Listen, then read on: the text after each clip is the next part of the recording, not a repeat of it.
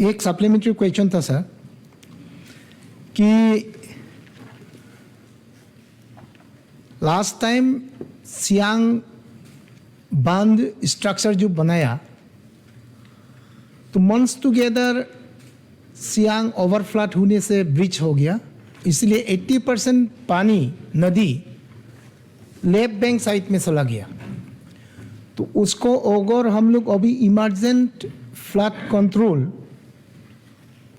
Programme नहीं रखा जाएगा तो सिगार, रालुइंग, मोतुम, क्रीट, बोरगुली, सराम, कोंकुल और जितना गाँवे नामसिंग एडमिनिस्ट्रेटिव सर्कल में है वो सब खत्म हो जाएगा इरोशन होके। तो इसके लिए सरकार क्या नामसिंग तरफ तो 2 करोड़ रुपया दिया गया, बहुत अच्छा हुआ, लेकिन उससे ऊपर में आप स्ट्रीम में भी अगर प्रोटेक्शन हम लोग अभी जो ब्रिज पोर्शन को रेस्टोर नहीं किया जाएगा तब तो हम लोगों को बहुत दुख पहुंचाएगा। तो इन सच केसेस सरकार contingency plan before the onset of this coming monsoon कुछ हम लोग कर पाएगा। और जल शक्ति मंत्रालय में जब हम लोगों ने लिखा with A proposal for 200 crore तो रेस्पॉन्ड आ गया।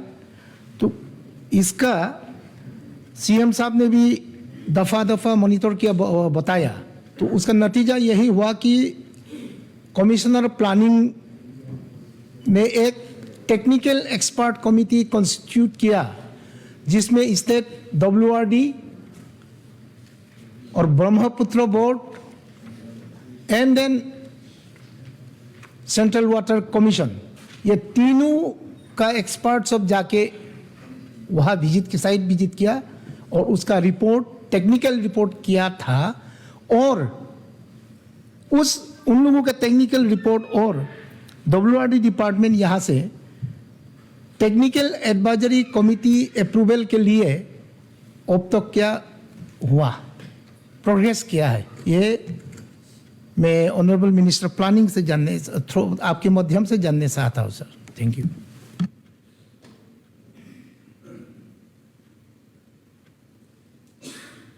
अध्यक्ष जी, ये सही है कि यह बहुत रेलेवेंट क्वेश्चन है। फ्लड हमेशा हर साल आता है। हमारा जो यूजुअल फेनोमेना है फ्लड हमारा अरुणाचल प्रदेश में, ख़ास तरह से फुट हिल्स में, सर मेबो एरिया में भी हमेशा फ्लड होता है। मेरे को जानकारी है, मैं कई दफ़ा ऑनरेबल मेंबर का साथ मेबो एरिया विजिट कर चुका हूँ। मेरा समय में भी कुछ उसको बाढ़ रोकने के लिए कुछ एलोकेशन दिया हूँ, उसे 3 दफ़ा मैं दिया हूँ, बात सही है। तो उससे बहुत राहत भी मिला है लोगों को। फिर भी बाढ़ नहीं रुकता है क्योंकि हमारा जो टोपोग्राफी है तो वो रिवर ट्रेनिंग जो है वो ऊपर से लेके आना होता है। सर अगर सियांग रिवर का बात कहा जाए तो 2000 से जो सियांग रिवर का जो फ्लो है वो लेफ्ट बैंक में ज़्यादा हुआ गया। तो लेफ्ट बैंक में होने से वो मेबो एरिया में उस स्ट्रेस में छोटा छोटा चैनल पर बना दिया है। वो चैनल हर साल बड़ा होते जा और बहुत हैवोक क्रिएट करता है। और एक बात है कि सियांग नदी जहाँ से उत्पत्ति होता है सांगपो, वो हमारा वहाँ से होता है, चाइना से होता है।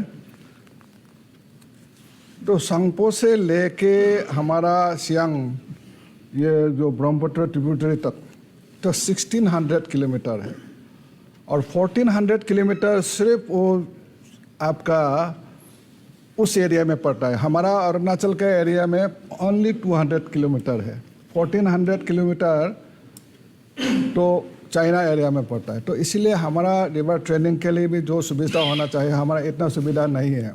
तो इसीलिए हम ये प्रॉपर प्लानिंग नहीं कर पाता है। और 2017-18 से लेके और 2017-18 में जो बाढ़ आया था, जो बहुत जो मड वाटर आया था वहाँ से, लोग कहता था कि वहाँ में एक बांध का ब्रिज हो गया, उसी से मड आ रहा है या तो बहुत सब। तो उस समय से भी राइट बैंक में सिल्टेड हो गया और पूरा नदी लेफ्ट बैंक में चला गया है। तो उसका कारण से भी लेफ्ट बैंक में बहुत ज़ोर से हबक हो रहा है सर उसका। तो वो हमने उसके लिए 35 करोड़ रुपीस दिया रहा, ग्रांट किया रहा नेसिट से।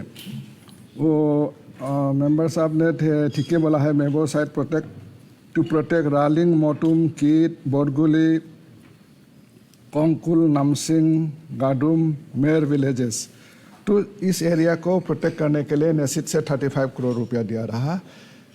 लेकिन नेक्स्ट फ्लड में फिर मैसिव फ्लड आके उसमें तकरीबन उसमें आपका ये ताइबान जो है, ताइबान 1500 मीटर है उस प्रोटेक्शन में, उसमें से 405 मीटर डैमेज हो गया। तो उसमें से पानी ब्रिज होके पूरा गांव में फिर चला गया गांव में। उसके लिए भी वहाँ में बहुत बड़ा एक हादसा हुआ। वो डिज़ाइन जो है ठीक से डिज़ाइन किया रहा WRD ने। डिज़ाइन का भी जो भी कंसल्टेंट है और रिटायर्ड ब्रह्मपुत्र बोर्ड का कंसल्टेंसी है, अच्छा से डिज़ाइन किया रहा। लेकिन इतना ज़ोर से फ्लैश फ्लड आया तो उसको रोक नहीं पाया। 405 मीटर ब्रिज होके नदी चला गया है सर। उसका लेते हुए सेक्रेटरी जल शक्ति उपेंद्र प्रसाद सिंह वो आया हुआ था उस ब्रिज का बाद में। उन्होंने देखा एरिया को और उन्होंने कमेटी एक बनाया। कमेटी ने रिपोर्ट दिया कि 11 नंबर्स ऑफ स्पार 22.5 करोड़ का इन्वेस्टमेंट में एक 11 नंबर का स्पार का उसमें एक रिपोर्ट दिया है। उसके बाद यूनियन जल शक्ति मंत्री उन्होंने भी एक ऑर्डर दिया है कि सियांग और दिबांग वैली में होलिस्टिक अप्रोच लेके उसमें अच्छा से सर्वे इन्वेस्टिगेशन करना है और प्रोजेक्ट तैयार करना है। तो इसी तरह से डिपार्टमेंट ने वो कर रहा है।